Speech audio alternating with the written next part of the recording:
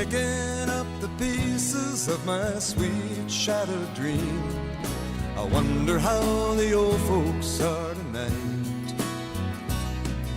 Her name was Anne, and I'll be damned if I recall her face. She left me not knowing what to do. Carefree highway, let me slip away on you.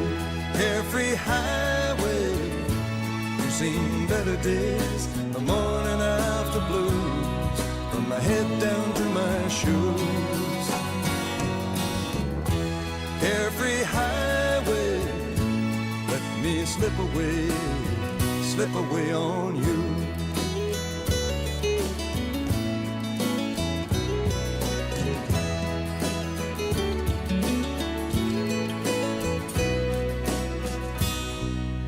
Turning back the pages to the times I love best, I wonder if she'll ever do the same.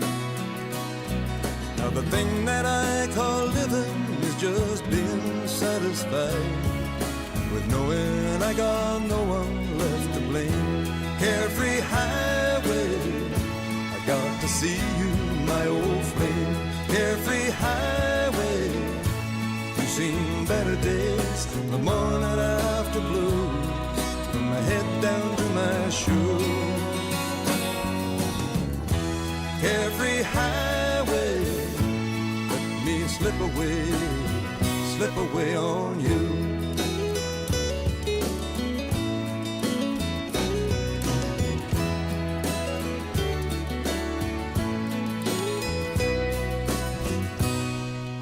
Searching through the fragments of my dream-shattered sleep, I wonder if the years have closed her mind. I guess it must be wanderlust or trying to get free from the good old faithful feeling we once knew. Carefree highway, let me slip away on you. Carefree highway, you've seen the better days, the morning after blues, from my head down to my shoes. Carefree highway, let me slip away on you. Let me slip away on you. Carefree highway, I got to see you, my old flame. Carefree highway, you've seen better days, the morning after blues, from my head down to my shoes. Carefree highway, let me slip away on you.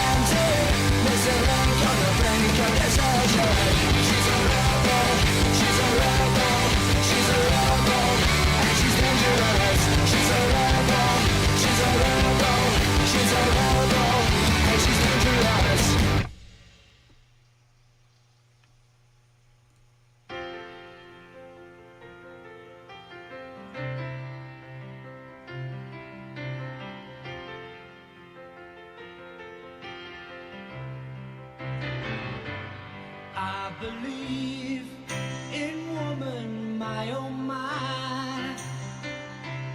I believe in loving, my oh my. Don't a woman need a man? Try and catch one if you can. I believe in woman, my oh my. We all need someone to talk to, my oh my. We all need someone to talk to, my oh my. You need a shoulder to cry on. Call me, I'll be standing by. We all need someone to talk to, my oh my. We all need a lot of loving, my oh my. Get a whole lot of loving, my oh my. I could lend a helping hand if you ain't got nothing planned. We all need some loving, my oh my.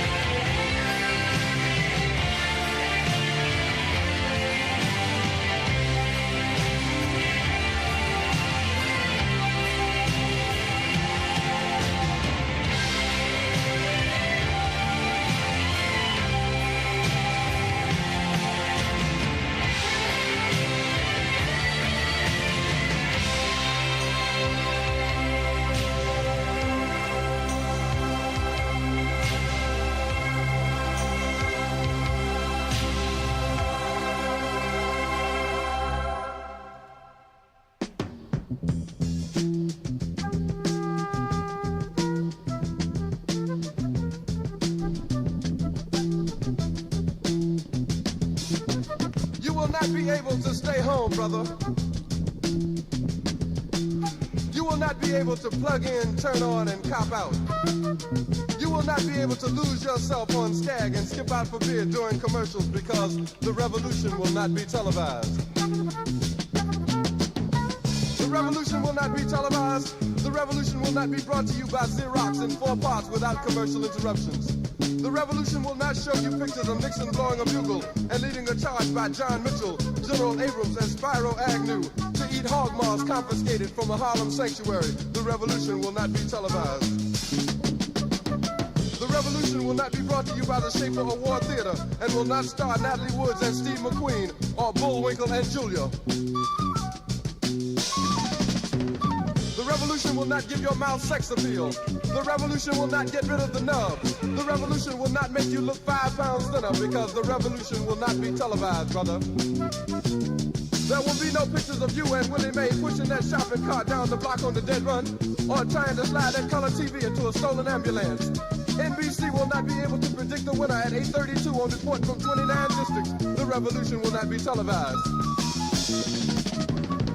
There will be no pictures of pigs shooting down brothers on the instant replay. There will be no pictures of pigs shooting down brothers on the instant replay. There will be no pictures of Whitney Young being run out of Harlem on a rail with a brand new process. There will be no slow motion or still life of Roy Wilkins strolling through Watts in a red, black, and green liberation jumpsuit that he has been saving for just the proper occasion. Green Acres, Beverly Hillbillies, and Hooterville Junction will no longer be so damn relevant, and women will not care if Dick finally got down with Jane on Search for Tomorrow, because black people will be in the street looking for a brighter day. The revolution will not be televised. There will be no highlights on the 11 o'clock news and no pictures of Harry R. women liberationists and Jackie Onassis blowing her nose. The theme song will not be written by Jim Webb or Francis Scott Keys, nor sung by Glenn Campbell, Tom Jones, Johnny Cash, Engelbert Humperdinck, or The Rare Earth. The revolution will not be televised. The revolution will not be right back after a message about a white tornado, white lightning, or white people. You will not have to worry about a dove in your bedroom, the tiger in your tank, or the giant in your toilet bowl. The revolution will not go better with Coke. The revolution will not fight germs that may cause bad breath. The revolution will put you in the driver's seat.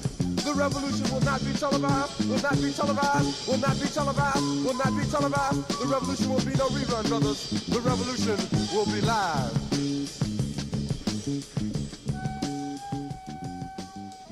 RITER Radio is a BKR media production. Welcome to the morning meeting, everybody. Or should I say the whenever you decide to show up meeting. I said the hip, hop, the hippie, the hippie, the hip, hip, hop, and you don't stop the rocket to the bang, bang, boogie, say, yup, yup, the boogie to the rhythm of the boogie to beat. Now what the hell is to the twist, I'm ripping to the beat. I'm in the groove, and my friends are gonna try to move your feet. See, I am Wonderman, and I'd like to say hello. To the back, to the wet, the red, and the blue, the purple, and yellow. But first I gotta bang, bang, the boogie to the boogie, say, yup, yup, the boogie to the bang, bang, boogie.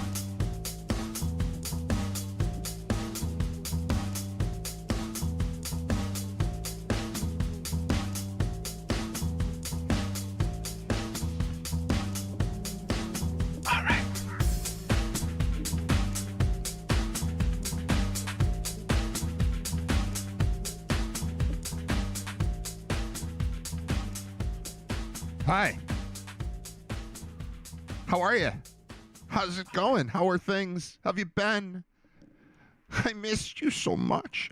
I took a week off from the show, and we're back. It's episode 216. We just took a full week because that helps the math stay intact. The math, that was not meth, it was math, stay intact, because I like when the Monday shows start with either a 1 or a 6. I like when the Friday shows, or end, excuse me. I like when the Friday shows end with a 5 or a 0. It keeps it all straight in my head. And so with Thanksgiving and then the day after Thanksgiving being, I knew the kids would be here. It was going to be chaos. I wasn't going to do those shows, and that was going to screw up the math if I did the other 3. So I took the whole week for multiple reasons. One, I hadn't taken a day completely off since late January, a weekday. And 2, there are a bunch of things I needed to clean up. Well, some got taken care of, some did not. Turns out once I'm off, I just feel like I'm off.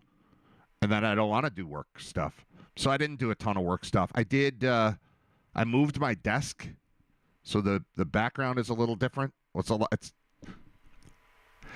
I didn't move much. The background's totally different because I pointed the desk used to be over there, and now it's over here. So the behind me now we've got the UB flag instead of the bookshelf, which is it's right there. It's right there, the bookshelf that you used to see with the rugby shirts hanging and the pictures and the books and the basketball and all that. It's all right there. It's all still there. I'm in the same place. The negative to rotating the desk like this, I did this in part to create space, in part because we made a horrible, horrible family decision and said yes to a drum set.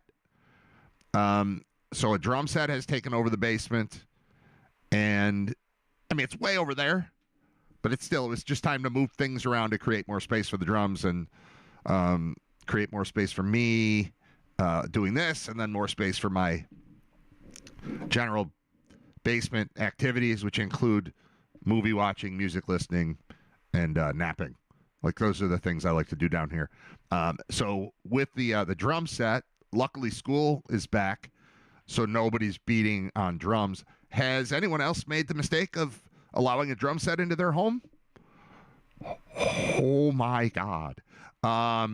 It's we already have guitars and amplifiers and a piano and keyboards and a saxophone and a trumpet and a trombone and drums that are like electronic drums. So he'll sit in his room with these electronic drums, and you'll hear him stomping because that's, foot pedal things going on. You hear that, but the rest of it is just kind of contained. Drum set eats up your home, your life. You could hear it. Literally, we could hear him in the car with the doors closed in the driveway. We went somewhere the other day. He had just gotten the drum set, so he was down here just beating the crap out of drums. And we went to a football game. We had a football. My middle son had a flag football game. We left here. So it's me, my wife, and 2 kids, leaving the oldest in the house with the drum set. And we were in the driveway. We shut the garage door. We could still hear it. We got in the car. We could still hear it. We closed the doors. We could still hear it. I think once the engine was running, we didn't hear it anymore. But that's how much this thing just takes over your home. I had to cut him off. The first day that he had them, I had to cut it off and say, all right, you can do this until 10 o'clock, and then we need our house back. And he wasn't happy about it, but he understood. And I told him at like 9:25, I gave him 35 more minutes of absolutely destroying everything in our house with volume. Just boom, boom, boom, boom, boom, boom, boom, boom, boom, boom, boom, boom. It's just everywhere. And maybe it would have been different at our old house. Our old house, we had radiators. So we didn't have the duct work. We had no air conditioning, so that sucked. But at least everything that happened didn't just carry throughout the house, but it made no difference if you're on the first floor. I mean, in the basement, it's obviously horrible. He's good at it, though, so I don't want to make it seem like I am mad that we have drums. I'm just saying it is a commitment to allow a 13-year-old to have a drum set in your home. I'm just throwing it out there. Do not just make this decision on a whim. My dad told me that there was a thing, it used to be, that was kind of the running joke. You would threaten to purchase drums for your friends' children just to ruin their lives. And this is what happened. I was out of town. This is had to be a month ago. I was out of town for a UB game. Excuse me. And I got a text from my mom or my dad, I don't remember which one, saying, hey, there's this rummage sale at church, and there's a drum set here, and it's cheap, and I would like your approval before purchasing it for your son. And in the moment, I couldn't reply because I needed to confirm with my wife that it would be okay. And so it took like a day for us to get back to him and say, yeah, sure, whatever, you can get the drums.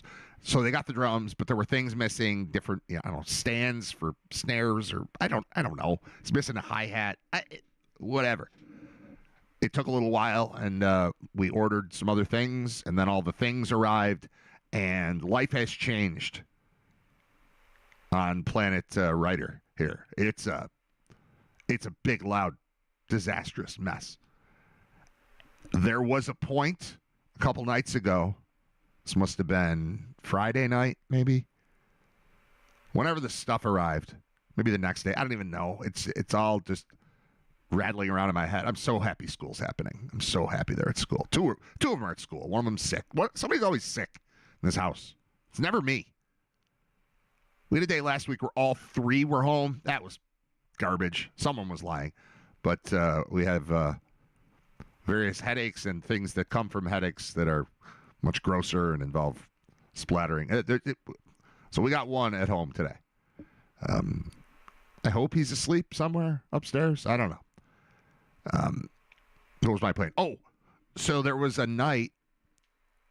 It was that same night. It was Saturday. Saturday night. At one point, so Zach is my oldest. Zach plays every instrument. He's really good on guitar. He somehow has become really good on drums. I guess he practices at his friend's house and with his electronic thing, that whatever. But he's got a drum set because he can play. But Jesus, it's loud. The other guys, Nate is in sixth grade. Nate's in sixth grade. And he plays trumpet. He's been playing trumpet this is his third year of playing trumpet. So he's getting somewhere with it, but he's still, an 11-year-old with a trumpet. And then Drew, who is in fourth grade, has been playing the trombone for about 2 months. And good kid, smart kid. I'm sure he'll be great at trombone. He's just not yet great at trombone. He knows hot cross buns, sort of. That's the level of trombone we're at right now with this kid. And I don't know what you know about trombones or how often you've had one in your house. Those things are loud as hell, too. And often, when played by a 9-year-old, the notes are not anything you would recognize from, reasonable musical scales. It's nothing. But there was a point the other night, where Zach was playing drums. He was teaching something on guitar to Nate, who doesn't play guitar, but looked like he looked the part. I took some pictures. It looked right. And they were trying, they might have been trying to play New Orleans is Sinking by the Hip. Something. Or some Green Day song. I don't remember what it was, but it was loud and bad. And then Drew just came from upstairs with his trombone. And we had young amateurs who are not especially well trained in their instruments of choice for that night, jamming in my basement. We had a brand new drummer who's pretty good, a new guitarist on an electric guitar plugged into an amp and loud, who doesn't know how to play guitar, and then Drew on trombone. And that was happening. And I was trying to watch football, I think, or eventually it turned into watching a movie. But it was, we needed the noise to stop in order to do that. So that's what's new in my life. What's new with you? It's been a week since we did a show, a week and a half, really. I did a show not at all last week. I did one, the previous Friday. And I thought I would be, jumping at the opportunity to get back to doing a show. And, to a certain extent I am. But also, my printer stopped working, and I haven't replaced it because we have other printers in the house that, that there's one upstairs, that one's out of ink. This one is just not working anymore. It led a good life, but I don't think it's coming back. And so that's where I print out my show, the sheet that I write down the date and the show episode number, and I circle the day so I can say it's Tuesday and it's this. And today would be Monday. Today would be Monday, December 1st, episode 216. That would all be written on there.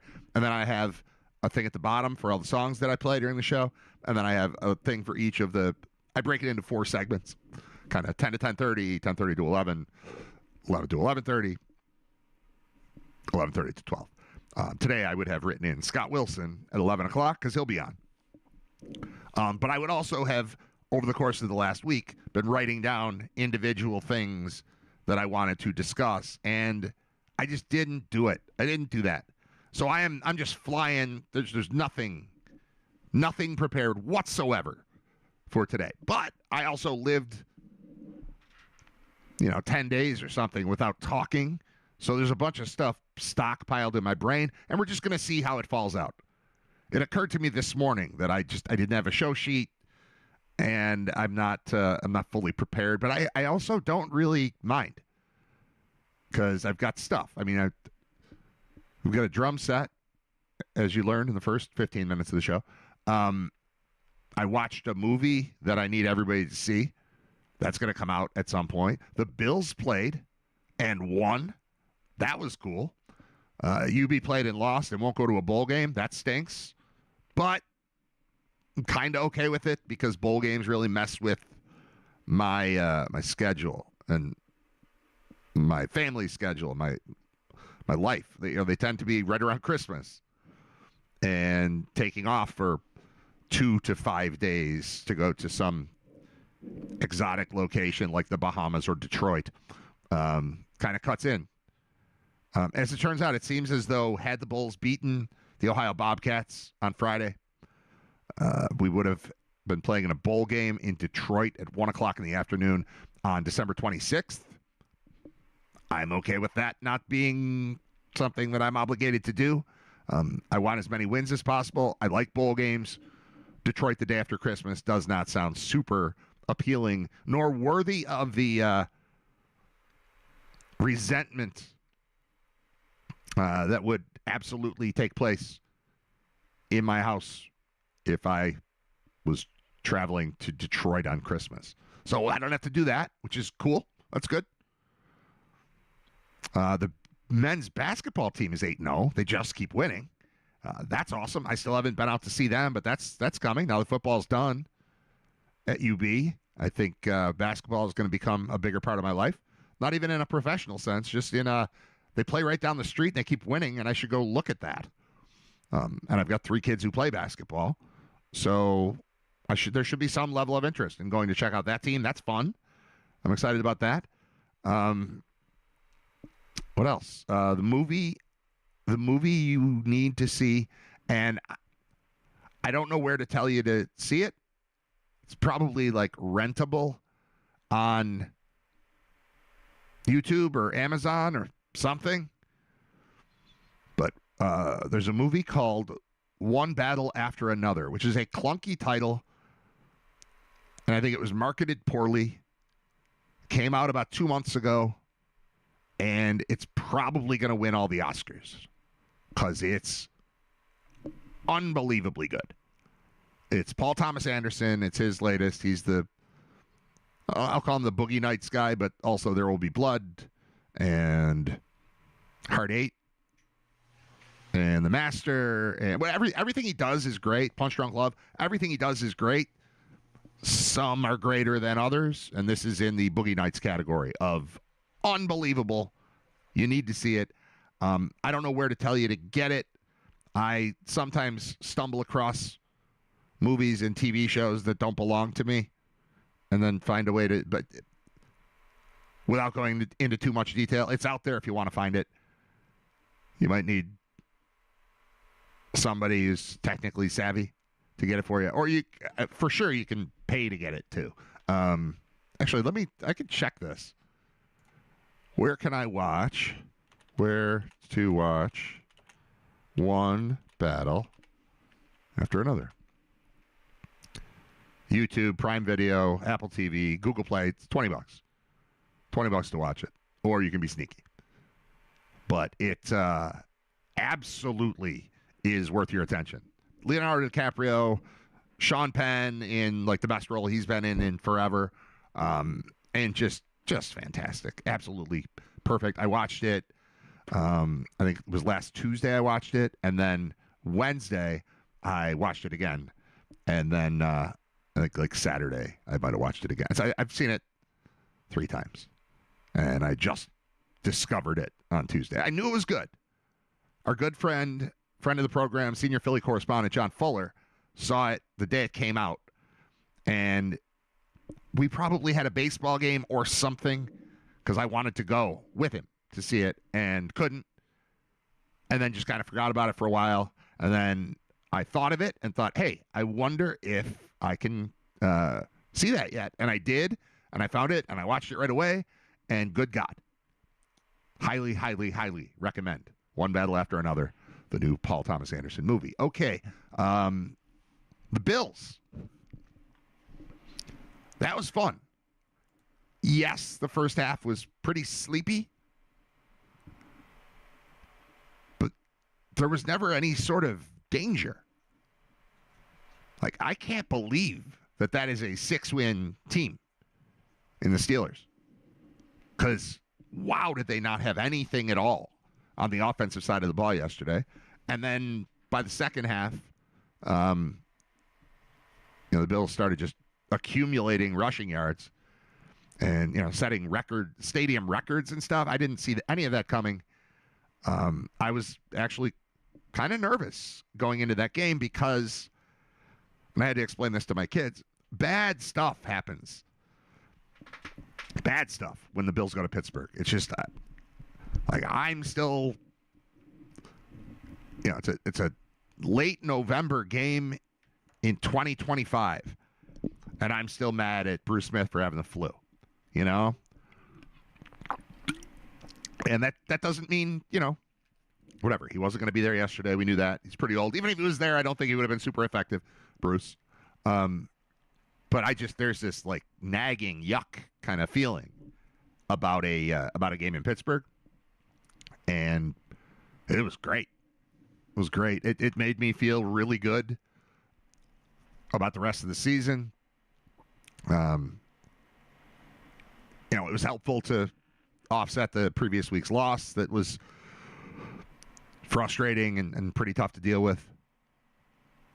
But now 8-4 looks good to me. And look, there's only how do I say this? Wow, the Broncos and Patriots have each won 9 games in a row. There's only the Patriots issue to deal with. They're gonna go to the playoffs. The Bills are gonna go to the playoffs.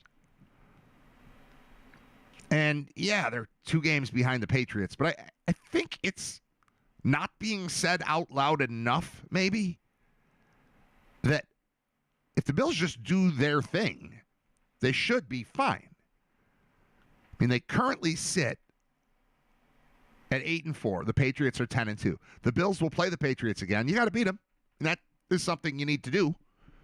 And I know the Pats came in here and won, so you just have to go there and win. And then you need, obviously, the Bills to just keep winning. They need to be 1 game better than the Patriots in the other 4 games that they play. You need the Patriots to lose to the Ravens or to the Dolphins or to the Jets. And you win your games, and then you win the division. That's not crazy at all. And I feel very good about what I saw from their performance yesterday. The Bills, that is. And while I do concede that the Patriots are a better team than I expected them to be, there's nothing I've seen that says that's some unstoppable force. They've been good. Obviously, they've won 9 games in a row. And they beat the Bills here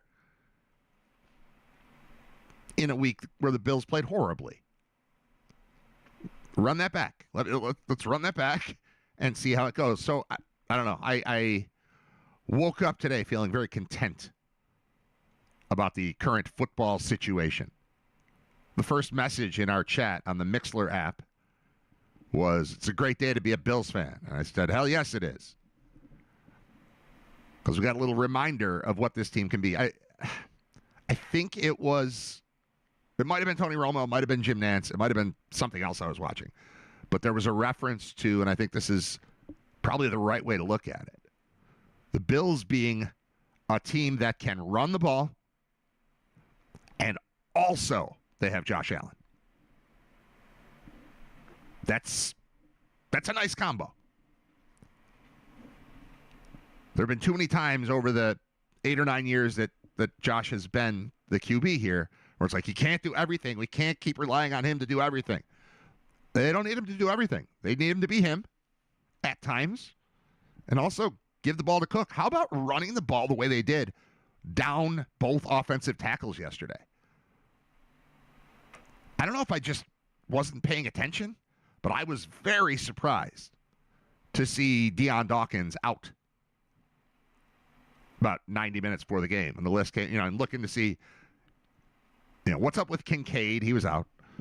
And looking to see what's happening with the receivers. Because it was, with the signing of Brandon Cooks, is he in? The release of Elijah Moore, obviously he's out. But what does it all mean that Keon Coleman being a healthy scratch a couple weeks in a row? What are they putting together? So I went to look for that, look for what sort of weapons are going to be in the passing game for Josh Allen. And then the thing that stood out is both of the tackles are missing.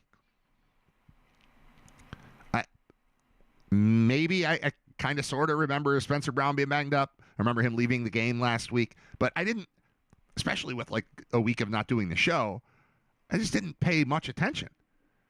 And then to wake up and find out, no Deion, and no Spencer Brown, and no Dalton Kincaid, and no Terrell Bernard, which, I don't know. Okay. Thought they were pretty good yesterday. Good at stuffing the run. That's been a massive problem, and they handled it easily with a different guy in at starting at middle linebacker. So I don't know, but I was surprised to see all those guys missing, and then pleasantly surprised to see that it was fine.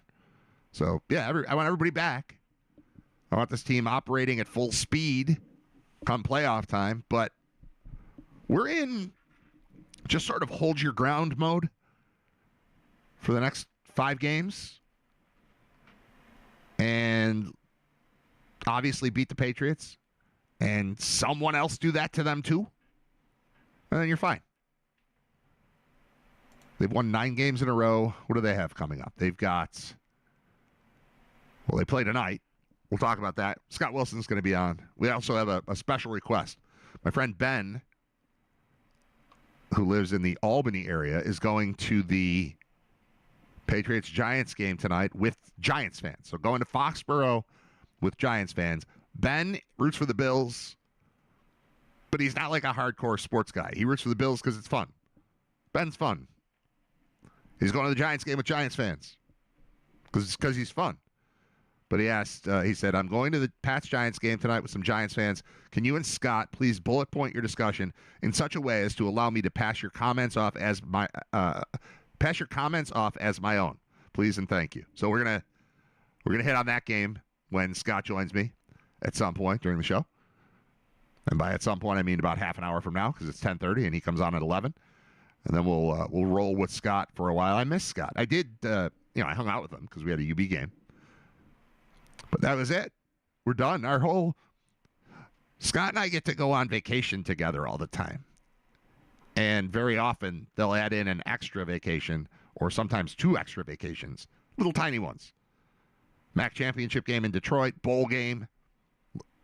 Last season, it was the Bahamas for 5 days. That was great. But I'm never ready for that to just end. And it ended because the Bulls lost to Ohio. So we don't go on any more trips. So I won't see Scott. There's a chance I don't see Scott until like the spring game, because he lives in Syracuse. He drives in for all the UB games. But I do get to talk to him twice a week, which is good. And I think I probably text with him more than anybody else. It's a lot of exchanges regarding a lot of football and then just other things, jokes. If something is funny to me, he's usually the person I send it to. So I already missed Scott, but we'll have him live on the show coming up in about half an hour, so we don't have to miss him, and we can recap what happened with the Bills. We can recap what happened with the Bulls, and we can look forward to Giants. He's a Giants fan. We could look forward to Giants Patriots tonight. I keep saying I need one of those other teams to beat them. That is the schedule. It's Giants for the Patriots. They play the Giants today, the Bills next week. Bills in 2 weeks. They'll have a bye. Bills play the Bengals, then the Patriots. So Pats play, then they have a bye. Then the Bills play them. I mean, it could be that simple. If the Giants win the game tonight and the Bills beat the Bengals, then you go into a game on Sunday the 14th of December with the opportunity to pull even. The other games on the schedule for the Pats are Ravens, Jets, Dolphins. They're at Baltimore. They're at New York. They're home against the Dolphins on January 4th. And I've been looking at those as the opportunities for the Bills because those are conference games. I mean, division games even more than conference games. But the fact of the matter is, do your job. And it looks daunting. 10-2 versus 8-4 looks daunting, except you play each other, and this is not a 15-2 type of Patriots team. They can be 12-5 and lose to the Bills for the division, and then everything will be in its right place. And that's what I'm looking for. And we'll see. We'll see what Scott thinks about tonight. I assume it's Jameis Winston again, which is fun. Out there catching touchdown passes and stuff. So we'll discuss that. I'm going to play a song and come back after a song or two, I guess, as we take a break. It's RITER Radio, episode 216. Thank you to Brian Janik, our proud sponsor of RITER Radio. He's so proud of it. Talks about it all the time. He won't stop talking about it. I made that part up. But he is. We're happy to have him. Brian Janik at thefinancialguys.com. All your insurance needs can be taken care of with our good friend Brian Janik. All right. So thanks to him. Thanks to you for listening. Good to be back. Good to put on the headset. And this is new. We did a couple weeks with no headset, but this wasn't working. I got this thing working again. And I'm happy because I had the mic. It was like a big, it's on a whole stand. It's like a tripod. It's all in my face and just here, and I got to lean like that. Now, I want to be able to move around. I could be backward. You still the same. Doesn't matter where I face. I could get up and walk over there if I wanted to. Can't go too far, but I've got, 6 foot of cord. Walk around a little. So that's nice. All right, music. And then we'll be back. There's a song here called Walk. That immediately when I see Walk, I assume Pantera, but I don't think it is. I think it's Blind Melon. I can't picture. Do you picture what a song sounds like? I can't think of what this is, but I know I like it. So I'm going to play it, and we'll be back. Thank you for tuning in to RITER Radio. Oh, yeah, I like this one. Find myself singing the same songs every day. Want to make me feel good when things behind a smile ain't okay. Around and over and in between the seas, I need to be on top of a mountain where I can see everything, 'cause this paranoia's getting old.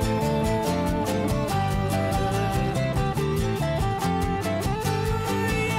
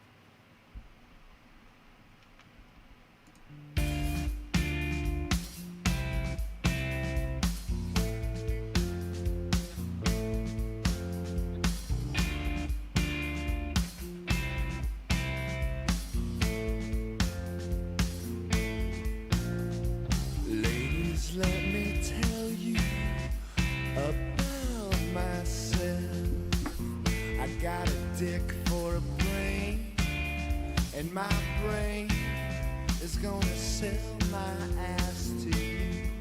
Now I'm okay, but in time I find I'm stuck.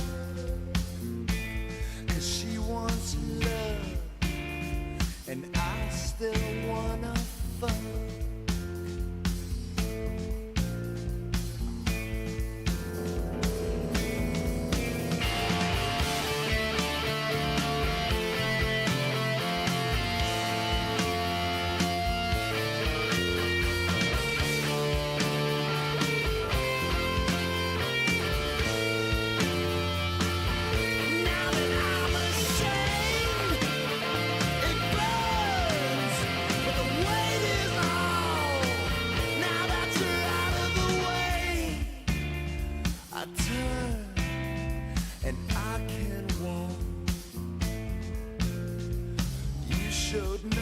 Sympathy, my love,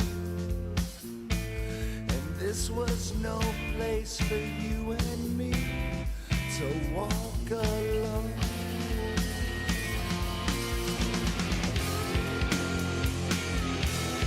On my grave, am I okay? I'm sure I'm not.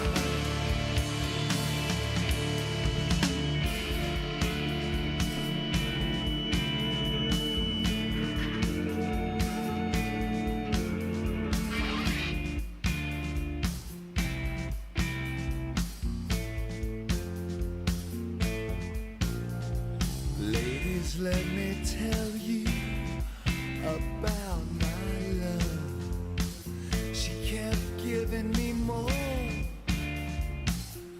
but it wasn't enough. So understand, now that I come to you,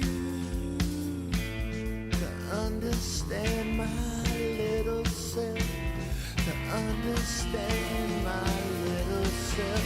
Baby, you be sweet, be sweet, be sweet. Baby, you be sweet, be sweet, be sweet. Baby, you be sweet, be sweet, be sweet. Baby, you be sweet. Be sweet, be sweet.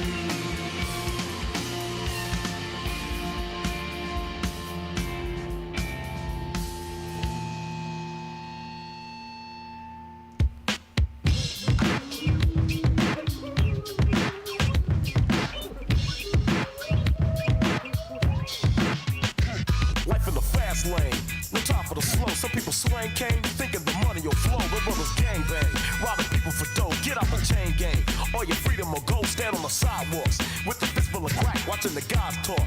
Your boys watch your back, this game is dangerous. You living in fear, you pack a 9 from insurance to give the geekers a scare. He needs a 20, sell him a 10 and a half, and they'll be fiending and dreaming. You'll take his 20 and laugh, continue slanging, making all you can make. You hear her.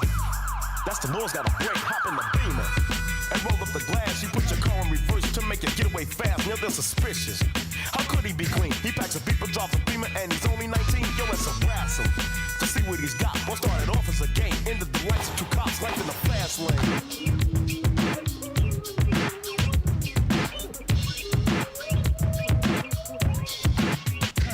Another hot spot.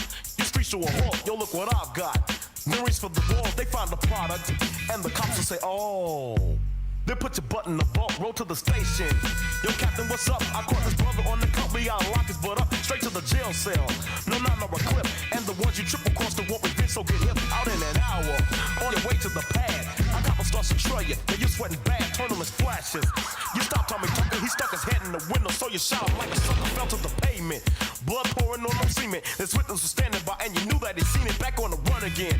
And the boys in your block was blabbing off to the cops about the people you shot. Did you get nervous? Well, I continue your route when you know that normal folks don't chill with blood on their suits. Took off his jacket, flung to the back, grabbed him a pull from the back. I got a break, I get back to his rock spot. Before the brother got shot, he tried to sell 2 keys to Tony that was filled full of sheetrock. Bumped off, they ain't let him slide. Now his family's trying to figure out the reason he died. that's the name of the game. The way he died was a shame, pushing Kane. Life in the fast lane.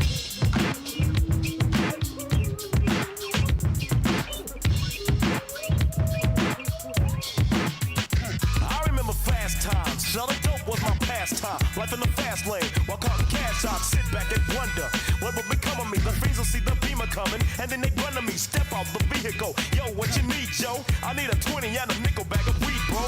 Make the sale, then I bail out. Now it's time to get the hell out. Every day was the same thing. Dope fiends named me. Big crack act, course I sold cane mainly. Out of the big, I had the biggest. Rocks on the block, so check it out, your money, dig this. It was the purest in the rock form, the only way I sell it. No cuts, no B12 to swell it. I got lucky, made it out of the game. Life in the fast lane.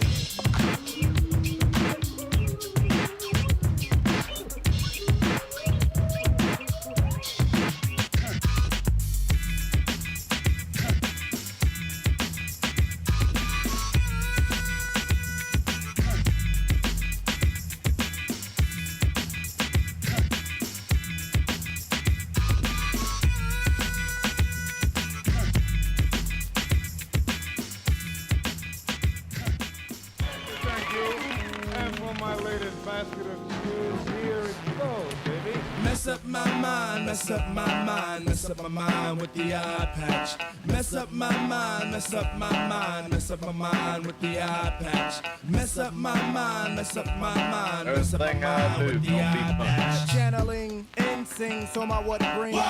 With that causing all fat, I'm responsible for your diet. Keep it quiet. Yo, I got beats. Stick the stitch on my national fabric. My daughter will speak the Arabic, cause how I live. Levitate to my nation when holding up your nickels. I pile like Cumble, so I don like Rickles, like green on the pickle. My papes on the up, master of the cabbage patch. Yeah, eyes got the latch. So catch the car to hold the rut for my people's reminder. When it makes your path, I'll be the finder of the patch.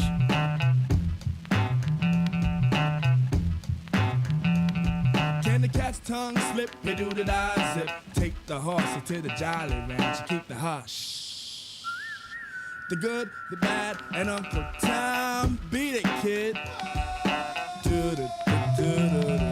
Show the sheep, cause I found a fool when I string the man with the eye patch. The eye patch. Well, I'm walking it, and could you make it go sha-na-na-na?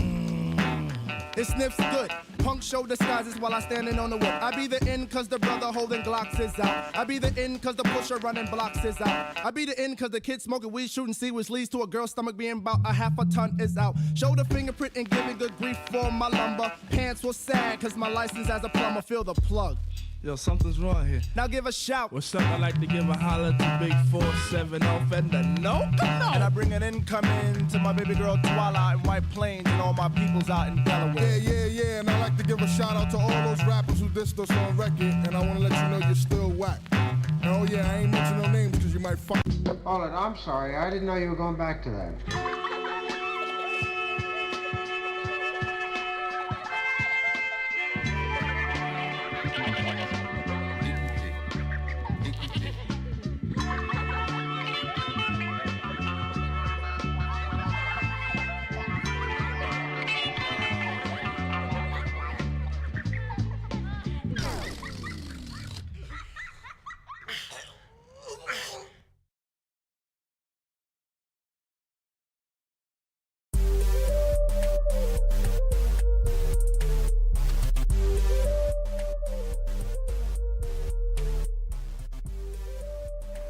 So I was just thinking about something that bothers me. It didn't bother me much in the moment.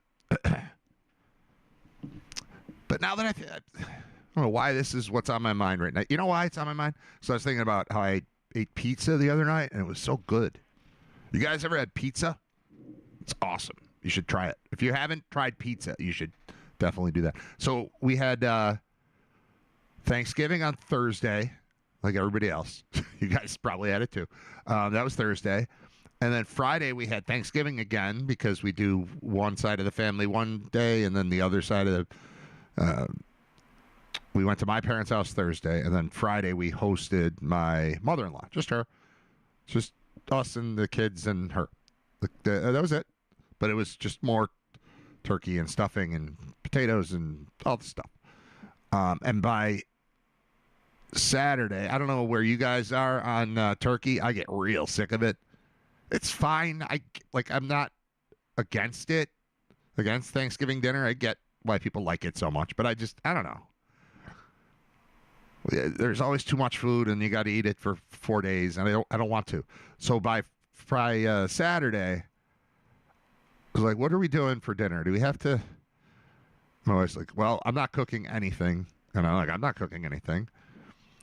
So how about pizza? Like, yeah, pizza. Good idea. So we had a football game. We went to the football game and then picked a pizza place I'd heard of but had never been to. And it was delicious. It was really good. But just thinking about how this all went down bothers me more 2 days removed than it did that day. We went in, we ordered a large pizza and a 2-liter of zero sugar cherry Pepsi. I don't know. We just picked one. I picked one.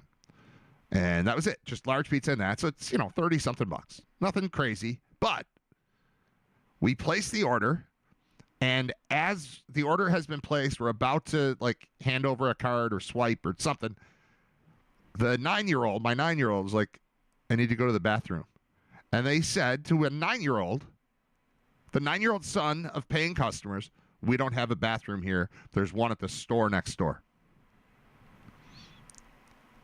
And I accepted it. I didn't really care. We had time to kill because we had just ordered a pizza and we're already there. So it's going to be 20 minutes anyway. So I didn't mind walking to the store next door so that my kid could go to the bathroom. It didn't bother me at all. But today I'm thinking about it, we didn't walk in off the street going, help, I need a bathroom. We were paying customers and bought a large pizza and a $4 bottle of Pepsi. And then they told a 9-year-old he couldn't pee there. That's weird, right? The food was delicious. And it's a place I had heard of and heard about and wanted to try for years. And so we did. And it was good. But are you telling me they didn't have a bathroom in the back? I know they had a bathroom in the back. Of course they had a bathroom in the back. The building wouldn't exist without a bathroom. And I know this is pretty standard. You don't have a bathroom? Where do you go? But you don't find a way to let a 9-year-old use your bathroom? We're going to just be sitting in your dining room for the next half hour or more. 40 minutes probably. Should someone be arrested for this? It's not quite to that level. It took me 2 days to get mad about it. I didn't really even think about it. But just today, I was thinking about, would I recommend going to that place? And I think the answer is no, because they did that. The food was very good. Not incredible. It was good. But I think I probably won't go back because they didn't let my kid go to the bathroom. Made us go to a grocery store. That's weird, right? I don't know. Just throwing that out there. All right, here's the other thing. As I'm getting ready for the show, I typically open up Google News, and it's all it's all set up for me. Google knows me. I don't know if you know this, but the internet sometimes watches you while you're doing stuff, and then it knows what you like. And have you heard? Yeah, it's creepy. But I use this Google News site, and it directs me to all the stuff I'm interested in. I also had Instagram opened, and in a world where I am free to put anything that I want out there, so is everyone else. There's the plus and the minus of the internet. Entertainment options are limitless, which is great. But also to try to stand out in a crowd is tough to do because literally anyone can do what I'm doing. And so there's a lot of this out there. And I think about that a lot. I'm competing with everything. It's not just doing a radio show in Buffalo with a tower that projects out X number of miles. Anyone anywhere can. If I was doing the best show in the world, which I'm not, but if I was, everyone could find it. Everyone could listen. Everyone could watch, whatever. But you're competing with everything. And I ended up on Instagram scrolling through, and like the first 5 things I saw on Instagram, I'm like, how do I compete with this? So I decided that as part of my show, I'm going to show you what happened on my Instagram feed. I want you to see and hear the 5 or so things that are right at the top of my feed that are so much more entertaining than I could ever be. There's nothing I could do about it. So here, we're going to switch the camera. Look, all right. So this is the first thing I saw when I turned on Instagram today. Is the volume up? Yeah, okay. Mount Everest, but he's gay. Wait, hold on. I want it to start over. If you're watching, you see what the words are. I'm going to interview Eric Weihenmayer, who climbed the highest mountain in the world, Mount Everest, but he's gay. He's blind. So we'll hear about that coming up. Okay. The break. We're going to interview Eric Weihenmayer, who climbed the highest mountain in the world, Mount Everest, but he's gay. He's blind. So we'll hear about that coming up. Okay. All right. So the break. So that was the first thing I saw. I'm like, I can't be that good. But then it occurred to me that I could just share it with you. So there's that. This I didn't love, but we'll do it. It's a Christmas Creed parody song. I'm on the way when to my surprise under the tree the presents are open. Who opened my presents? Who the broken and started opening my fucking present? Christmas light. All right. So I didn't love that one, but it's all right. All right. Then there's this, which is amazing. This is real. Oh my goodness! All right. Here we go. Ling Ling, what do you do for a living? I'm a pirate. Oh, so you rob ships and stuff? No, I'm a pirate. I fly airplanes. Oh my goodness! All right. Ling Ling, what do you do for a living? I'm a pirate. Oh, so you rob ships and stuff? No, I'm a pirate. I fly airplanes. Oh my goodness! All right. So there's that.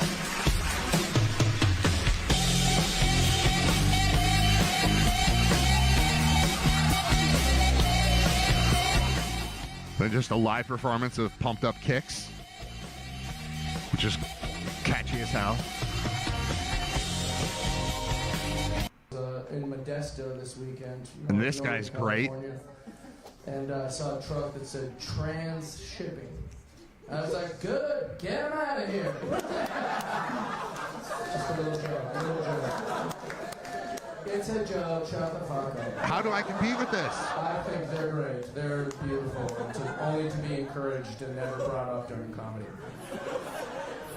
I actually like trans women better than I like regular women, if I'm honest. I do. Have you ever talked to a trans woman? They're great. They're like dudes. I'm like, this gal gets me. And she's good at sports? What's the sweat? Biagini was selected in the 26th And then I think round there's one more. Oh, yeah, this. Okay.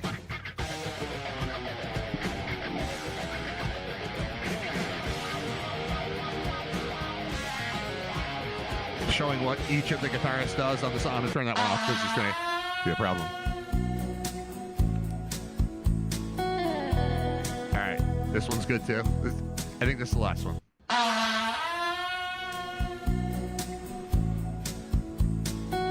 Someone in a bathroom accidentally starting Wicked Game.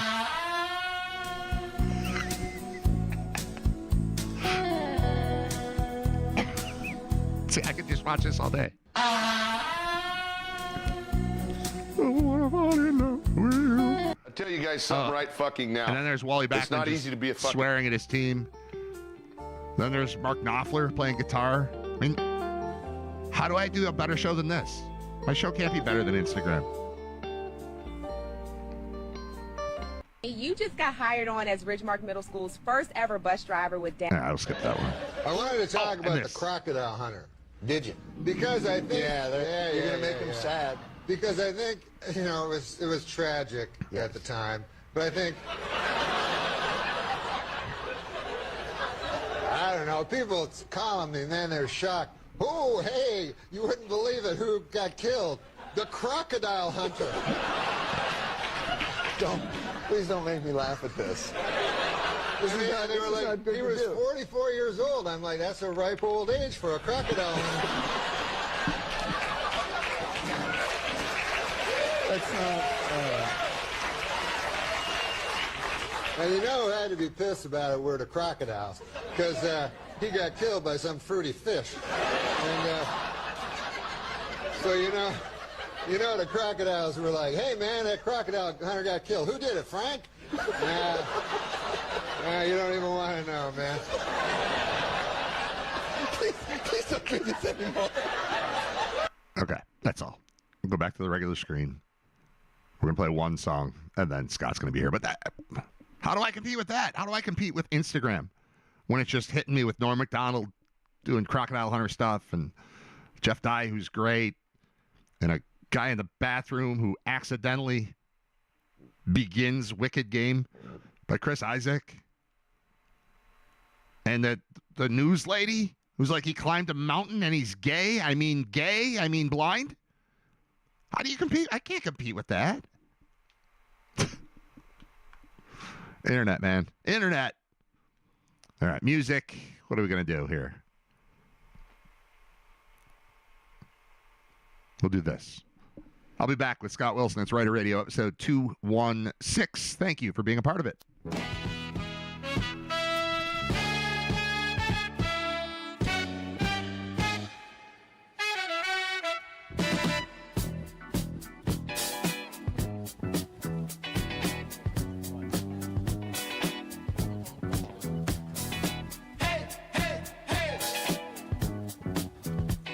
What you got to say? Say, hey, hey, hey. What you got to say? Hollywood, Hollywood swinging. Hollywood, Hollywood swinging. I remember not too long ago, I went to a theater and I saw the Kool in a Gang show. I always wanted to get into a band to sing my songs and then become a bad piano playing man. So here I am in this Hollywood city, the city of the stars, movies, women, and cars. Well, I guess I'll stop. Say, hey, hey, hey, hey, hey. What you got to say? Say, hey, hey, hey. What you got to say? Hollywood, Hollywood swinging. Hollywood,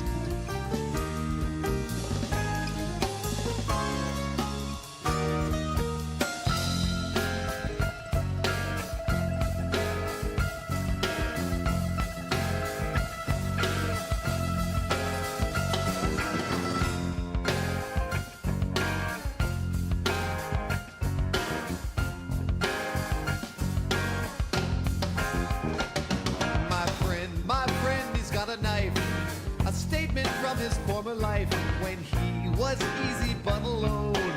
Beside him was an empty throne, but what of silver silken blade? Affix his gaze, his features stayed. Grasps the handle, clips the cable. One steps up, sits at his table. My friend, he's got a knife. My friend, he's got a wife.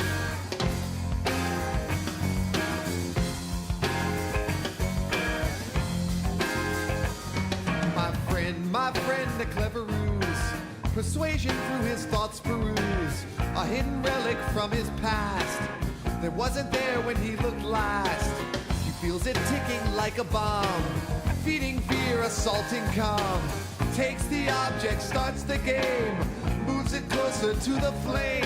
My friend, a clever ruse. My friend, he lights the fuse.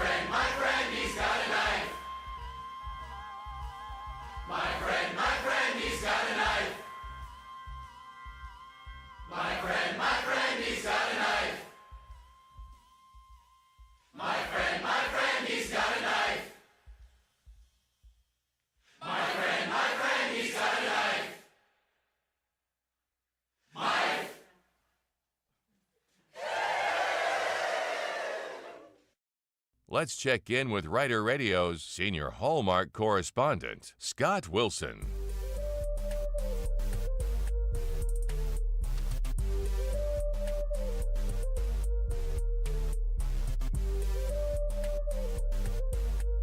All right, there we go. Let's do that. Let's check in with Scott. Scott's here. I missed you. I missed you, Scott. We didn't have a show last week, so there were two big chunks of my life that were just missing. We didn't do Monday. We didn't do Friday. Yeah. I did see you on Friday. We watched a football game and the season ended. Now we're not going to go on any more trips, which stinks. How are you? I'm good. That song that was just playing, I've never heard that. Were they saying my friend, he's got a knife? Yes. Okay. All right. I just wanted to make sure. Do you like it? Well, I only heard I only heard the tail end. It's a good song. Tail end, that refrain. Okay. It's yeah. Fish.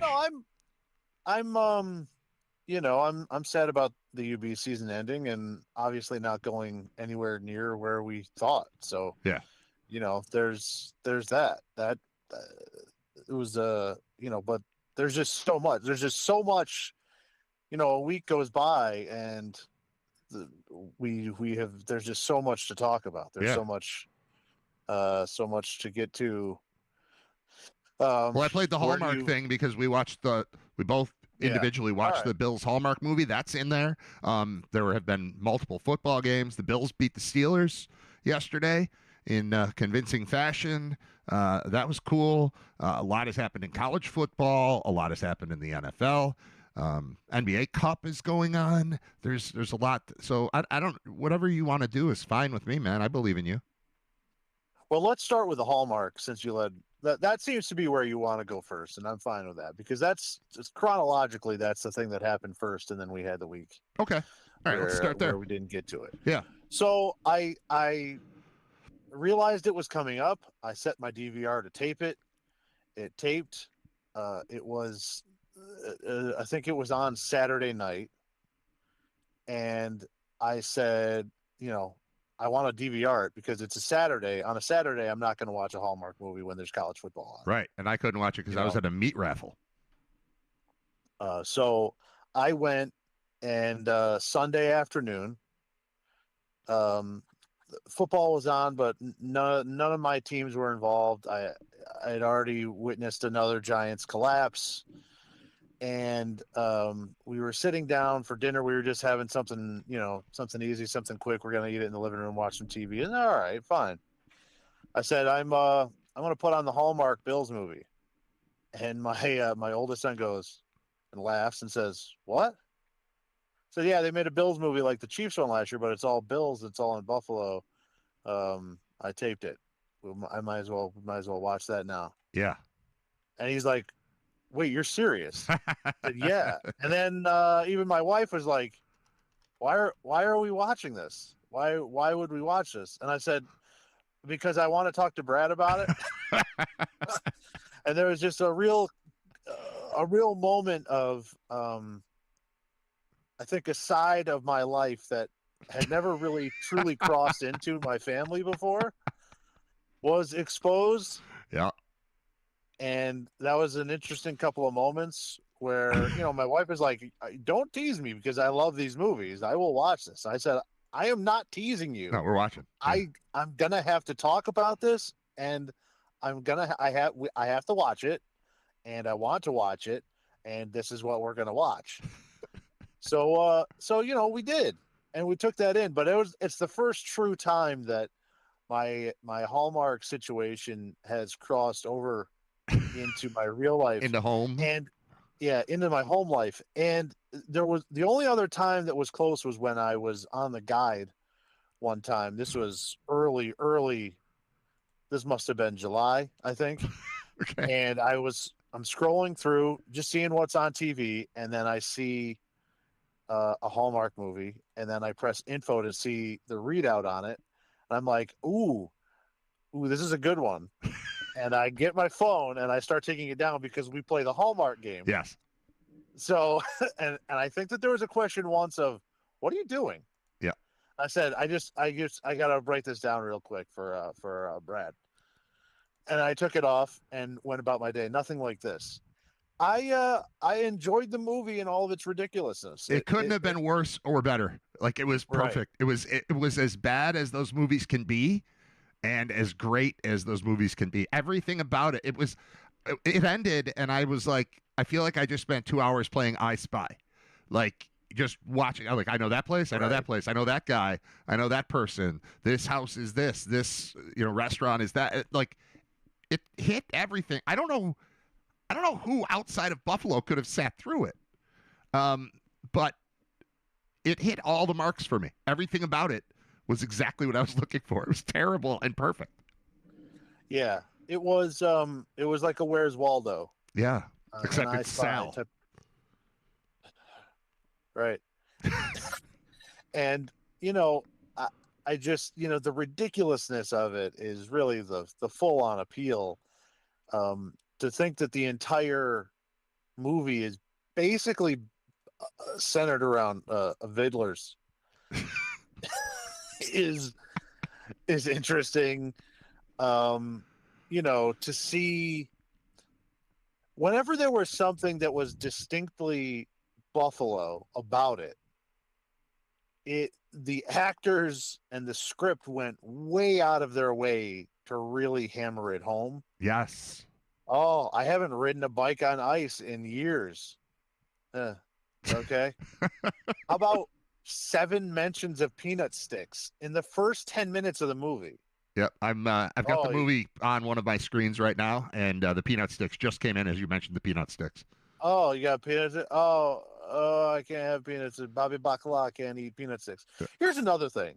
It clearly people. This happens a lot.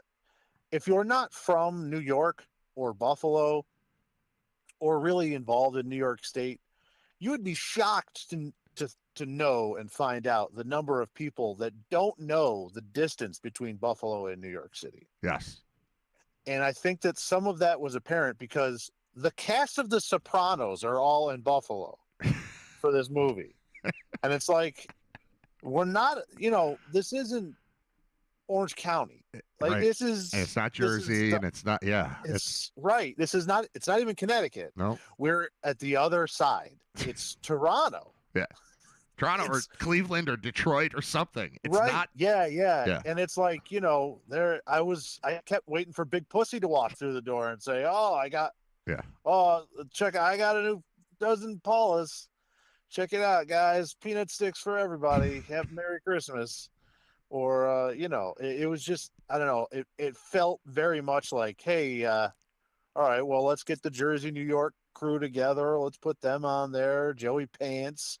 Last time I saw him, he was beating a hooker to death in the parking lot of the Bada Bing by bashing her skull up against stuff.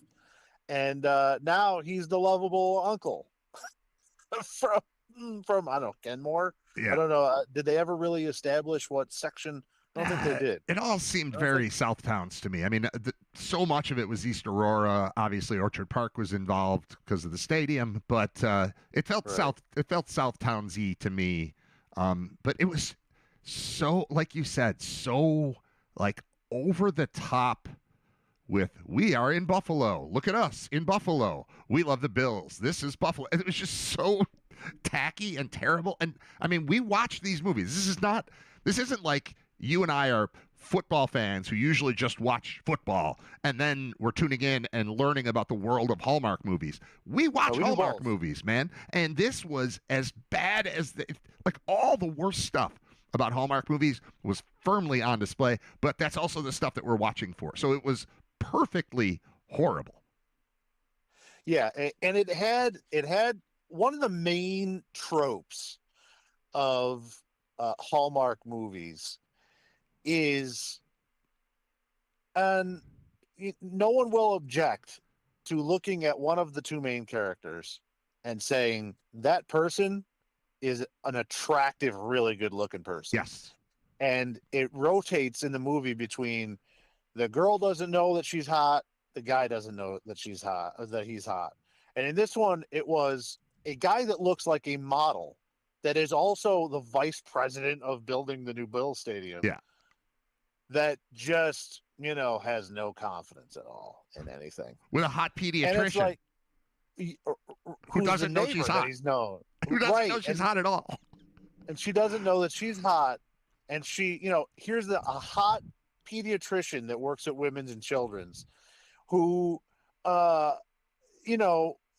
loves the Bills, loves the outdoors, likes to actually play football, just can't find anybody to like her.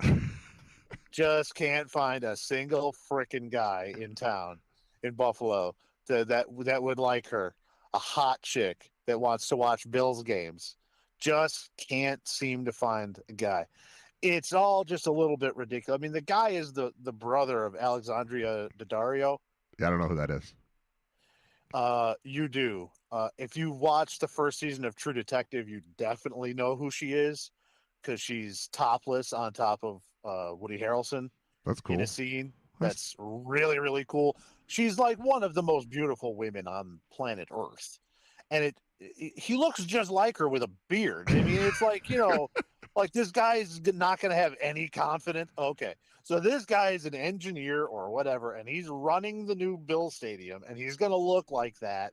And he's just single, can't, no relationships, no nothing, just doesn't have any confidence to say that he likes this neighbor. It's so ridiculous. It's so ridiculous that it makes me angry. But because I've seen so many, I was able to, you're able to get past it. once you are familiar with the genre. If that was my first time ever watching a Hallmark movie, I'd be like, come on, what are we doing here?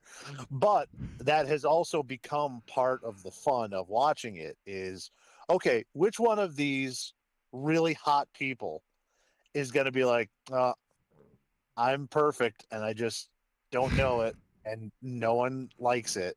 No one's ever liked it before. I don't get it. Yeah, there's not even like a story about, she's a widow. A lot of times you're a widow because they don't want Lots of widows. Lots of widows. Because they want to imply, yeah, she was great, and then something just went wrong, nothing to do with her, and now she's just sad, and we have to fix her. None of that. There's nothing about any exes. She goes on a date, presumably like a, Tinder type of thing. The date is during a Bills game at Bar Bill. And the guy is oblivious to the fact that everyone else cares about this game, and she has to explain that she cares about the Bills game while being in Buffalo. Like, if they got one thing wrong about this, it's that even that guy would be like, "Hey, why don't we go out the next day? Like, this is very exciting that we've matched, but let's not do this during a Bills game." Even if he hates the Bills, he hates football. You don't go to a bar during a Bills game and pretend the Bills game doesn't exist. I think that's the one part that missed. Even this poor, beautiful pediatrician who's going on Tinder dates. I don't know. That was crazy to me.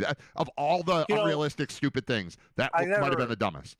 I never thought of it, but you're right. I'm questioning the whole fandom of her now, because why would she even agree to a date during a Bills Dolphins game? Why would you even do that if you're really a fan? Right. Like, I like college football. So you know what I did? I made sure that when my wife was going to have kids, it was in the spring. Otherwise, I wouldn't be there. Period. Is this a knock on my October birthday child?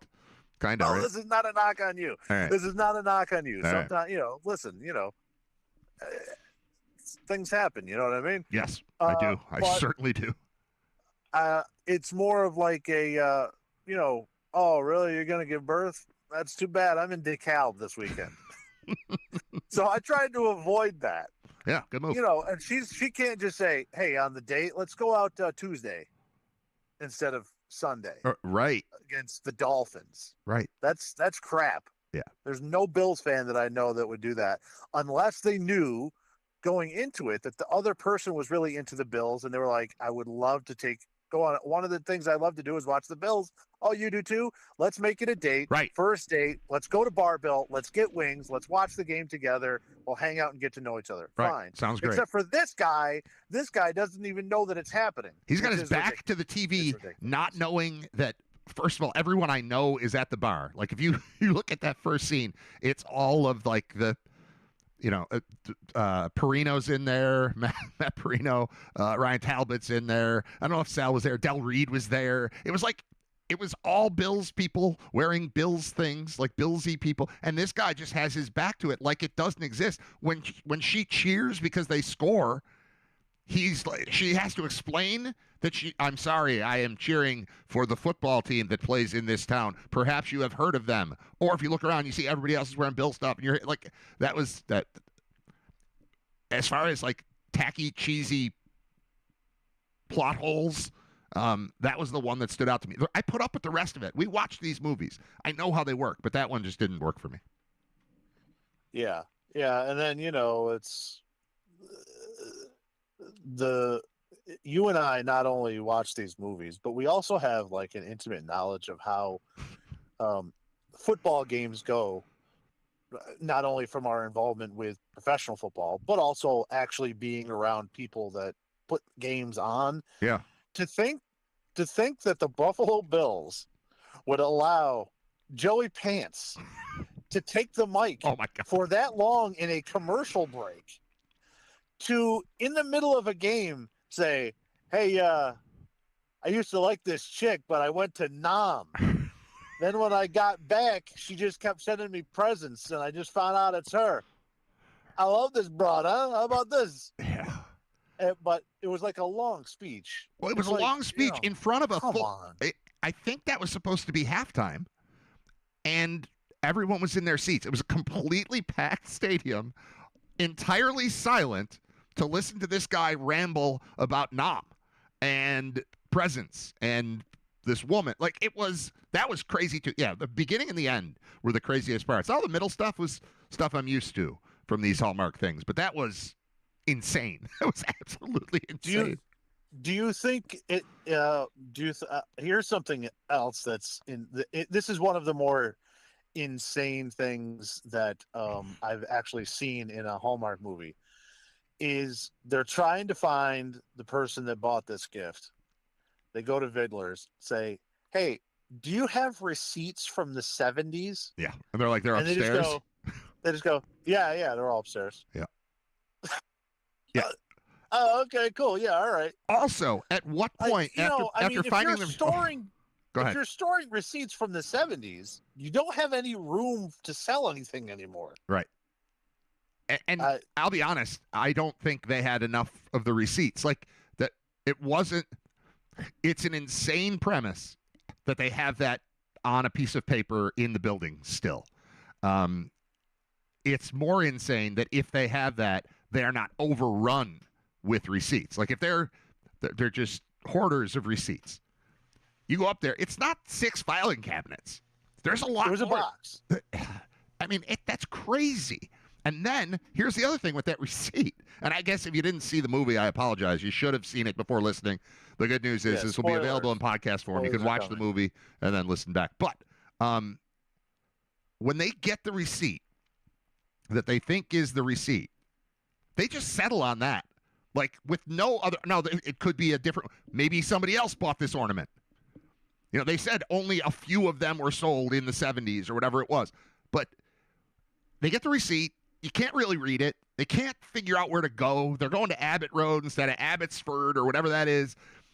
At no point do they go, hey, maybe we should go back and look for more receipts. It never occurs to them that might not be the right receipt. It turns out it was the right receipt, which is insane also. But as they're running into brick wall after brick wall, they never revisit the idea of maybe this isn't the right sheet of paper that's stored in the box in the attic of Vidler's. Just never crosses their mind. First brick wall, by the way, just happens to be Dawson Knox's house. Right. Yeah. Just also, I looked up the address, and wisely, I like this. The address that they went to when they thought that they were looking for Abbott Road instead of Abbotsford Road or whatever. I want to say it was 460 or maybe 360 Abbott Road. I looked it up because wisely, it's kind of like how you always do phone numbers with 555 so that people don't just get harassed endlessly. That address was not a residence, but is actually the address of the Irish Center in South Buffalo, which I thought was a good move, good twist. Yeah. And it helped watching it with my kids because we were just at the Irish Center like 2 weeks prior. So I was like, hey, that's the address. You've been there. Oh, cool. It was just like another little checkpoint thing for a Buffalo nerd. All right. Here's another big spoiler. They do get the right address. They do. Go. Yeah. And I found this hilarious. This was my big laugh out loud moment for the entire flick. They get in there. This has now been an hour and 40 minutes of searching for this woman. Yep. They sit down. This woman who has tried to stay anonymous for what is going on 50 years. Yes. Basically. They sit down. The couple sits down across from this woman, and she says, let me tell you, this is why we're here. We've been looking for this. She tells the story, and she says, and we were wondering if you knew who it was or if it was you. And the woman, within a half second, just goes, yeah, it was me. Yeah. Like, then what? What was the point? What was the point of being anonymous for 50 years? The first person that's going to ask you, yeah. You just go, yeah, no, that was me. Yeah, that was me. Don't tell him, though. I'm going to tell you, but don't tell him. Yeah, okay, honey. Yeah, we're not going to tell him at all. Thanks. Well, also, so she, again, we know she lives in Orchard Park-ish. It did look like Kenmore, but that was Southtowns. That was, East Aurora or something. They both wake up every day thinking about each other for since the 70s. And she's sending anonymous presents since the 70s. And at no point is it like, maybe we should get coffee. Like, that didn't occur. All right. Here's what the hell thing. is that? Here's the thing. That is actually, they actually do cover that. Do they? She doesn't live in Buffalo. She was staying with her sister. She was staying with her sister. That's right. Because her niece was being honored by the NFL and the Bills by their salute to service moment, In which December. is also another. In which December, is also, not November. November's salute to service, but okay. But that's another thing. Like, hey, how about this great thing the NFL does with salute to service, and the Bills do it too? Yeah. They threw that one in there. Just, I don't know, as a extra corny moment. But yeah. To think that he's in his house for 50 years, and he's like, man, I really like that chick, but we couldn't do anything, and I had to go to Nam. And then when I got back to Nam, he wouldn't like go over to the house and be like, hey, that chick still here? I liked her. Or is she gone? Right. Some sort of contact is definitely possible. If we can track down the woman from a receipt from Vidler's from the 70s, he certainly could have found her on like Facebook. You tell me that guy's not on Facebook? Tell me Joey Pants isn't on Facebook? He's definitely on Facebook. Oh yeah, he's definitely trolling on Facebook. Right. He's a single guy. He's a single guy in the movie. Yeah. Yeah, I mean, he's definitely up on Facebook for sure. He's up there posting conspiracy theories and the rest. Yeah, I will just say like this. Anybody else that age. So, what's funny is you and I have this Hallmark movie. I don't know, addiction, fetish. I don't know what I would call it, but we watch them quite a bit, and my wife watches things like that too. But I never watch them with her. So this is like, I don't know that I've ever sat down and watched a Hallmark movie with my wife before. And I don't know, halfway through, I said, we could turn this off because we know what's going to happen, right? And she's like, what's going to happen? I was like, are you serious? I'm like, you don't know when they start talking about how they have to take their picture at the Bills game, that they're not going to be able to take the picture at the Bills game because the pregnant woman is going to have the baby during the Bills game? You don't know that? She's like, I don't know. I don't think they're gonna. I'm like, are you out of your mind? And of course, the pregnant woman has her baby on game day, and so they have to leave the stadium. And I thought that the picture would be the last thing in the movie, but I thought it would be at the hospital with the baby involved. So so and so is not going to be here. No, it turns out the family is bigger now, and we've got a new person, and they're going to have the baby in the photo. I thought they would do that. Turns out it's not at the hospital. She's like, there's no way they're taking a picture at the hospital. Like, what do you mean there's no way they're taking a... What? Who are you right now? And it turns out she's right that they didn't take a picture at the hospital. They got back to the stadium because they, got a little secret pass. They got to go on the field, and all the players were there, and suddenly Thurman's there, and Chip Kelly's there. And it was insane. But the fact that she didn't see it coming made me question everything about our relationship.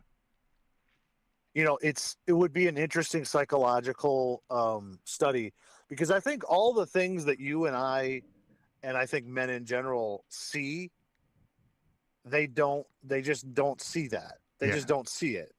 It's just kind of lost. I don't know if it's like a willful suspension of belief by them, or like it's not seen. And it happens.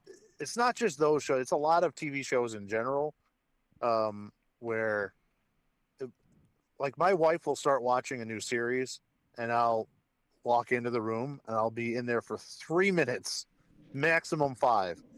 And I'll be like, you're going to hate how this ends, right? And she's like, what do you mean? And there was one series that she was watching. I forget the name of it, but I said, I've watched this for 5 minutes, and you can tell this is one of those series that they start and they don't know how it's going to end. And it's just a never ending circle jerk to try to keep you to keep watching. And it's not really ever going to pay off the way you want. Like Lost. Right. And I'm like, and she's like, no, I don't think so. This is good so far. I'm 4 episodes in. This is good. Yeah. After 3 seasons, she finally says, Yeah, you were right. It's not going anywhere. It sucks. It sucks. It did never go anywhere. It's like, right. I know. She actually just watched. She just watched the series Nashville, Okay. which was on Netflix. Yeah. Season 1, episode 7 or 8. I happened to be in the room. If I remember correctly, I was probably eating fruit snacks. Grabbing some fruit snacks, walking through, probably going back into the office to try and watch.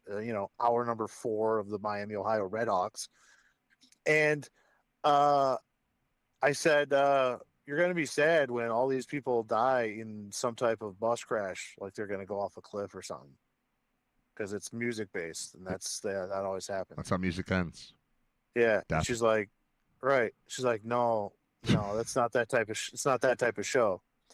And then a couple of days ago, she comes down crying.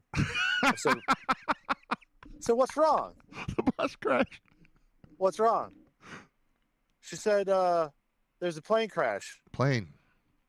I said, "Really?" I said, "No shit. They just went with a full big bopper." And she said, yeah, it was a big plane crash, and a bunch of people died except for this one person who barely survived. I said, yeah. No, I told you that. I told you that like a week ago. Could have just saved your time. She's like, I know. I didn't see it coming. And I think I just think that women don't have, I don't know, like Hallmark has this thing where, I don't know, man. Put them under a spell. Hypnotize them. They can't see it. And I think it's fun for you and I because, again, within watching the first 10 minutes of the movie, You know the whole thing. We know the whole thing, but it's just about how they're going to get there that is ridiculous. That is the fun part. How is A going to eventually meet B? And sometimes it's, oh my God, did you know that A is a long lost prince? Or sometimes it's A and B live door to each other the whole time, and now they're going to come together at Vidler's. Yeah, that's good. Receipts department. You mentioned Miami of Ohio.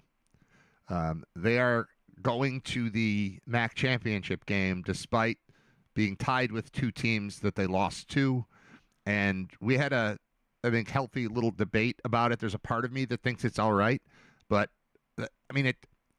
I shouldn't have to explain why it's all right. I don't know what to do about this. I don't know how I'm supposed to feel because Toledo and Ohio both beat Miami, and Miami's going to the championship game. They had the same number of losses. They lost to two good teams, so I kind of get it. Like, you didn't lose to Northern Illinois. You didn't lose to Bowling Green. So your losses are better, but I don't know. It's kind of gross. Well, the losses are better because the two teams they lost to beat them. I mean, it's like a eating your own tail type of situation. It makes no sense to me at all. And I know human centipede. Right. It's a human centipede. it's a Mac centipede. Ugh. And I know that if this was the situation and the Bulls were in there and they had beaten Miami, we would be furious that we were not going to the MAC championship game. So while I, equally despise Ohio and Toledo, whatever, they don't go to the MAC championship game, or the Bobcats don't get to go to Detroit, cool. But still, in theory, I don't understand it. I don't get it. I don't like it. They're going to have to tweak something, because if there's a 3-way tie and one of the team was defeated by the other two teams, that should eliminate that third team, and then it should then be a 2-person discussion about tiebreakers. I don't understand how there's 3 teams and the one team that lost to the other two is going to Detroit. I understand how it is. Do you think it's as simple as nobody thought of this? Like, it just didn't occur. It's only the second year of this format with the divisions being gone. And maybe when making up tiebreaker rules, somebody just forgot. Because it seems like it might be that simple, and then it's fixed by next year. But it's weird. Yeah, maybe. this is, and we talked a little bit about it on the broadcast because we were playing the Bobcats, who still had an outside shot at making Detroit. We talked a little bit about it. This is one of the downsides of having no divisions anymore, is that when you had divisions, the head-to-head was always the divider because you were guaranteed to have played everybody in your division. Right. So that head-to-head was usually always the deciding. Like, you never had to go really beyond that. Now with no divisions, I understand why they did it and do it, and I like it. I think it makes all the games more exciting, and it actually keeps more teams in it for longer. And I get that they're trying to get the two best teams at the end so that if they do have an undefeated or one-loss team, they could play the best possible opponent to try and get into the college football playoffs, since that's the way it's structured now. But, there's a lot of shit, like, there's a 10-2 Miami team that is not going to the ACC championship game, and there's a 7-5 Duke team that is. And college football has had conferences without divisions, but they've never had conferences without divisions this large until the last 2 years. So there's a lot of things that are being worked out on the fly that I think will eventually be corrected and changed. Yeah. I mean, the first thing that they could do to fix all this would be to, split up all the conferences so that there's not 18 teams in all these major conferences. 12 is fine. Which is where the MAC is. All right, you're not going to play 3 or 4 teams a year, and you got to deal with that. You just have to try to come up with some other rules here now that we're experiencing this, that Miami should not be the team going, but under the current rules, they are. It's not wrong by the letter of the rules that everybody agreed to at the start of the season that they're going. It's just wrong that from a competitive standpoint, anybody could see that and say, this shouldn't be how it is. We should probably have to come up with something to fix it. But like I said, this is new across college football in the last 2 to 3 seasons, where not only are there no divisions, there's a lot more teams in these conferences. So there are teams that aren't playing each other. If you look at Texas A&M, they're 11-1 this year, but you could also look at, there's a healthy number of good teams that they did not have to play. And that's kind of where, why it's becoming so hard to determine who these last couple of teams are going to be that get into the playoff. Because in these major conferences where you're looking at 18 teams in there, there's a lot of teams, and just by luck of the draw, teams that are going to have good records are just not going to play other good teams. So how good are they really? And now it opens up to, now the committee's got to interpret that. And we never had to deal with that before. Not only were there divisions that led to a championship game, but there were 12 teams max. So you're really only missing a couple of teams. And it was odd if you didn't get to play one of the major teams. You know what I mean? Yeah. So it's really opened itself up to, if you look at a team like Virginia in the ACC, they missed playing some of the better teams in the conference this year. And they're in the ACC championship game because of basically they had the right meeting of right schedule, meets decent enough players, and now there they are playing for a chance in the playoff. So, I mean, I'm big on results on the field, and, you got to put up wins. But it's become harder to really interpret how good some of these teams are. Too many teams, not enough games. You didn't add games. You just piled a bunch of things together, and then you just let teams skip out on beating or, attempting to beat other teams in the conference. So, yeah, it's I'm open to making college football year round, 15 games. Yeah. And then the playoffs and a championship game. And then bowl games.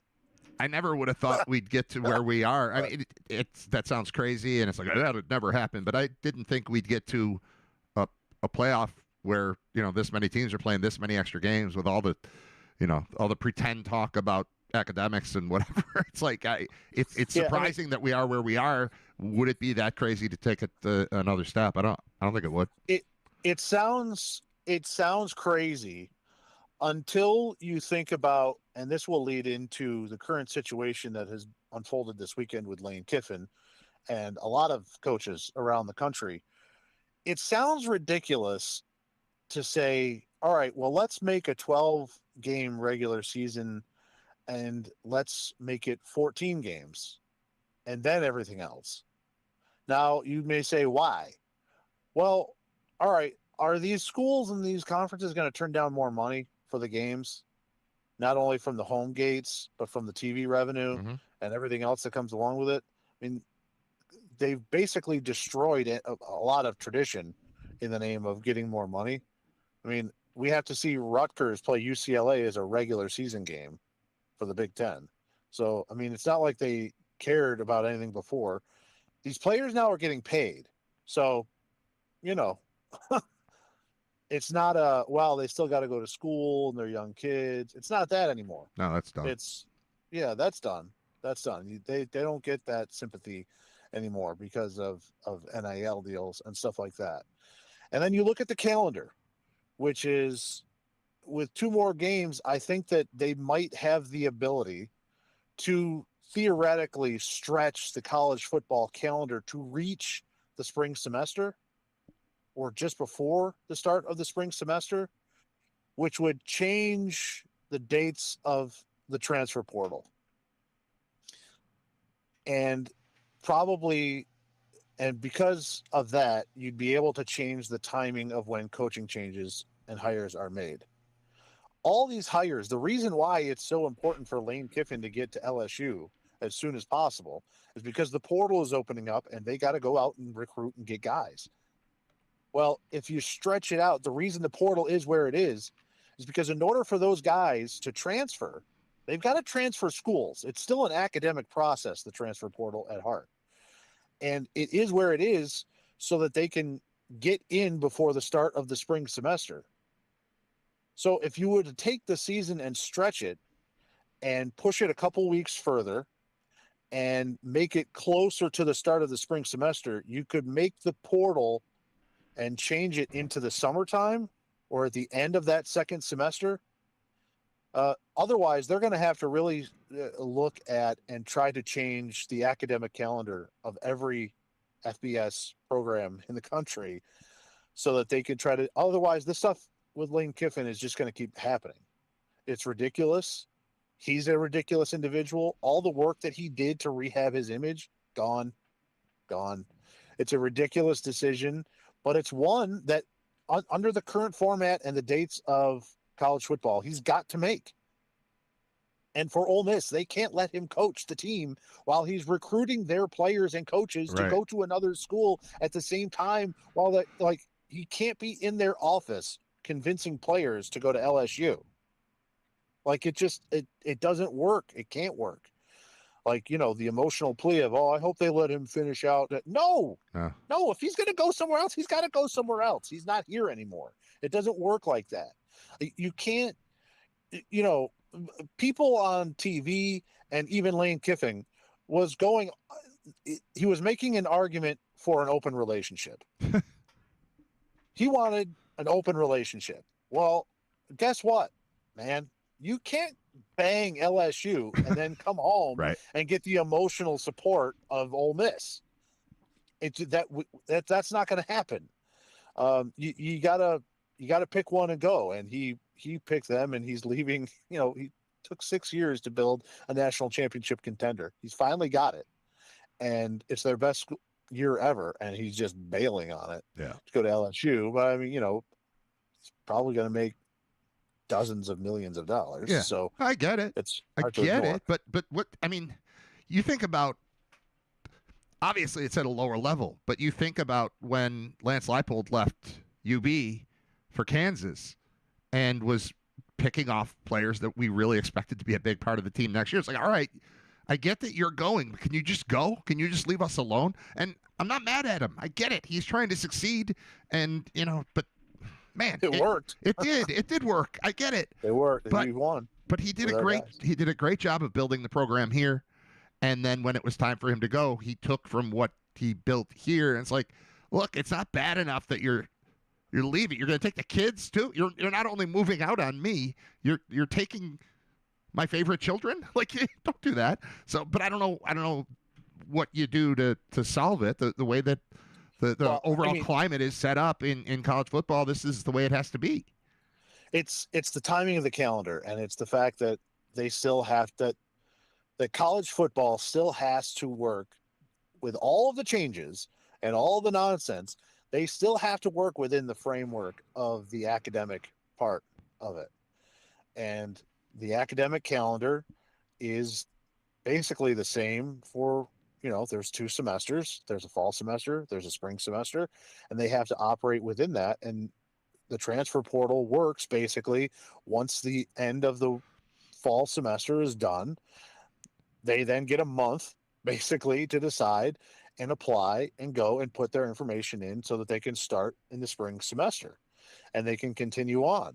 And until either those dates are moved or they make some type of waiver for college football players to be able to enter in a semester late or, make up the credits or not count that semester towards their overall eligibility, whatever factors that they have to deal with, it's going to have to stay the same.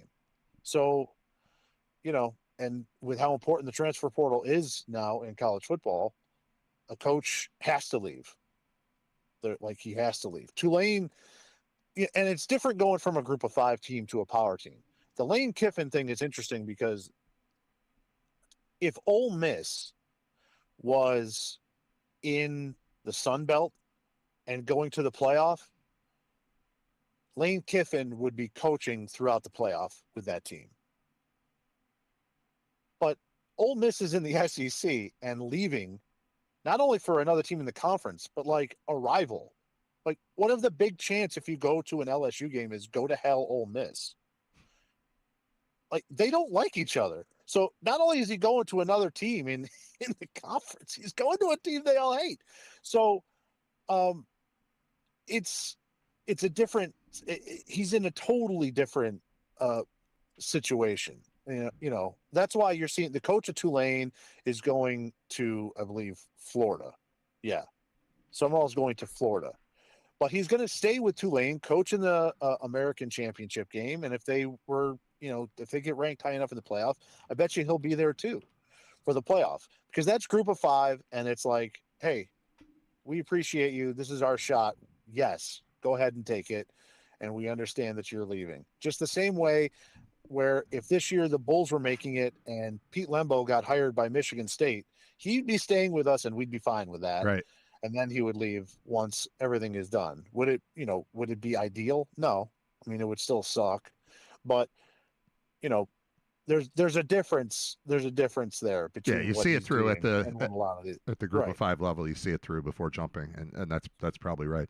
How about, all right, I've got a text message. I read this earlier, and I sent it to you, so this won't be any sort of a surprise, but give me a second. I got to find it for my buddy Ben, because I'm looking for, with the Bills winning yesterday, everything's still on track. I've been saying you just need to be one game better than the Patriots and also beat the Patriots over the last 5. And they are playing tonight.